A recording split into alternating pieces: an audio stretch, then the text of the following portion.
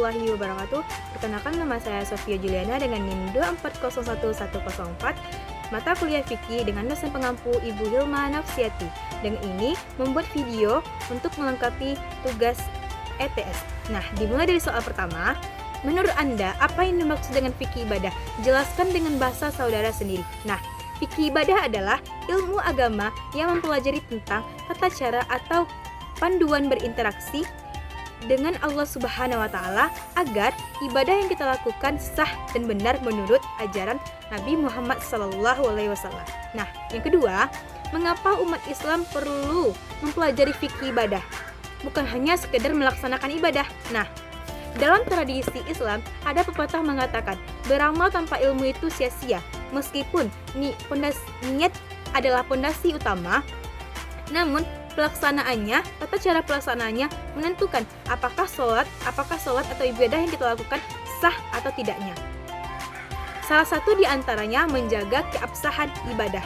Ibadah memiliki aturan main yang ketat. Apabila kita hanya ikut-ikutan tanpa tahu mana yang rukun, mana yang sunnah, maka kita akan melakukan kesalahan yang fatal. Nah, salah contohnya, seseorang yang rajin sholat tetapi tidak tahu apa itu tumaninah. Tumaninah adalah rukun, sehingga sholat ibadah yang dilakukannya tidak sah secara fikih. Nah, yang ketiga, menurut saudara, mengapa ibadah dalam Islam memiliki aturan rinci seperti rukun dan syarat? Nah, karena salah satunya pertama itu menjaga keaslian yang bersumber dari Al-Quran dan Sunnah, bukan hasil kreasi manusia. Aturan rinci memastikan cara kita menyembah Allah saat ini sama dengan cara Nabi menyembah Allah pada abad 14 yang lalu. Tanpa aturan rinci, maka ibadah yang kita lakukan akan berubah sesuai dengan perubahan zaman ataupun budaya lokal.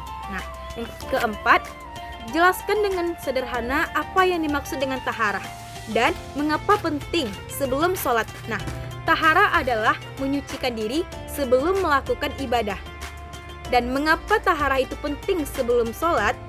Karena merupakan syarat sah sholat. Dalam aturan Islam, sholat dianggap tidak sah apabila kita berpakaian ataupun dalam kondisi badan ataupun tempat yang tidak suci. Nah, saat menghadap Sang Pencipta, sholat adalah momen kita untuk berkomunikasi kepada Allah, dan secara logika, apabila kita bertemu seseorang yang penting, maka kita akan berpakaian rapi dan wangi. Nah, apalagi kepada Sang Pencipta, maka kita harus berpakaian bersih dan prima. Nah, yang kelima, sebagai calon guru PAI, bagaimana cara saudara menjelaskan konsep ibadah kepada siswa agar mudah dipahami dan diamalkan? Nah, dengan cara, baik anak-anak semua, rumus ibadah adalah niat ditambah cara, hasilnya ibadah. Setiap rutinitas yang kita lakukan akan bernilai pahala apabila memenuhi dua syarat. Yang pertama, niat yang benar. Berniat agar kita disayang oleh Allah Subhanahu wa Ta'ala. Yang kedua, cara yang benar, yaitu aturan yang tidak melanggar agama. Nah, contohnya anak-anak,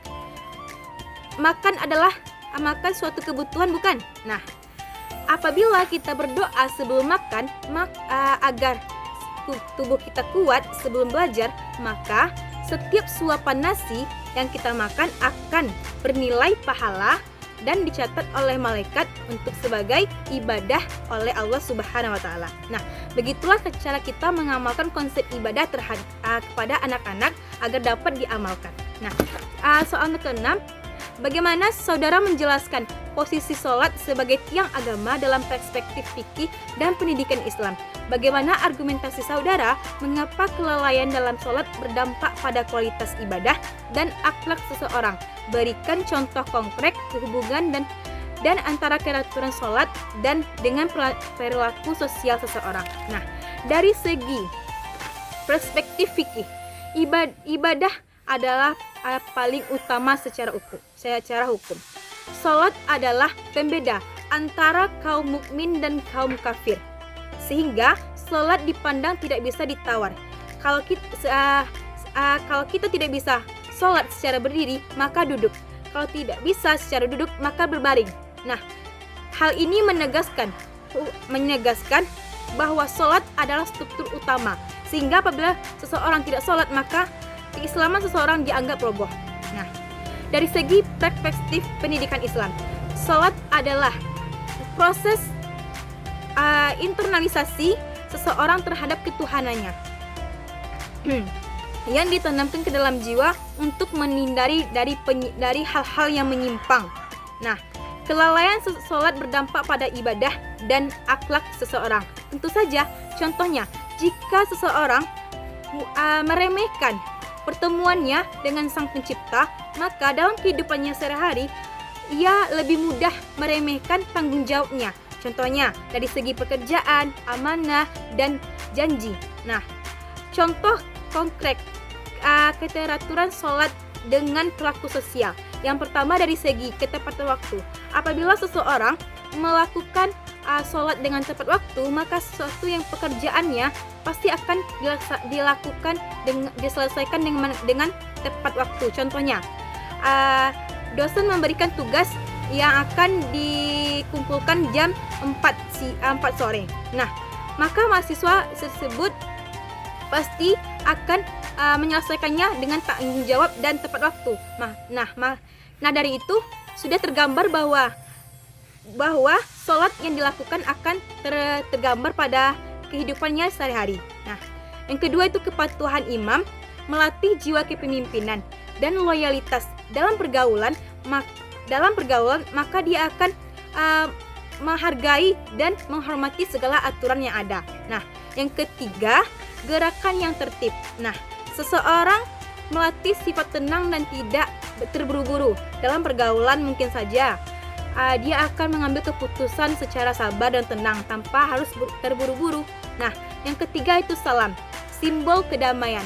Apabila seseorang telah melaksanakan sholat dengan khusyuk dan tenang, maka hal itu akan tergambar dan terasa dan terbawa ke dalam kehidupannya dengan keadaan yang tenang, sehingga lingkungan sekitarnya juga terasa tenang dengan perbuatan, lisan ataupun tangannya.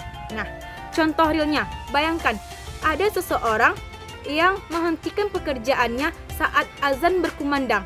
Hal ini tentu saja sudah melatih kejujurannya, karena dia percaya bahwa apapun yang dia kerjakan di dunia pasti akan diawasi oleh Allah Subhanahu wa taala. Nah, dan begitu juga sebaliknya. Nah, hanya itulah yang dapat saya sampaikan. Terlebih dan terkurangnya saya mohon maaf. Saya akhiri dengan wabillahi taufiq wal hidayah. Assalamualaikum warahmatullahi wabarakatuh.